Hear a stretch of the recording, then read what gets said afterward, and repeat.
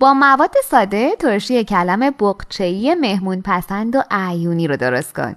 برگای کلم رو به اندازه مربع 12 سانتی برش بزنید. با آب جوش بذارید کمی نرم شه.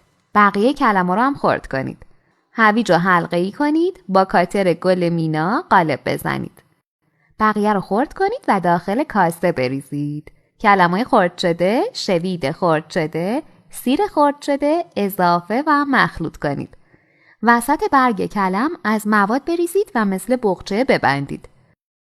روی تره آب جوش بریزید، 1 دقیقه بمونه، بعد مثل روبان دور بقچه بپیچید و گره بزنید. زیر تره گل هویج بذارید.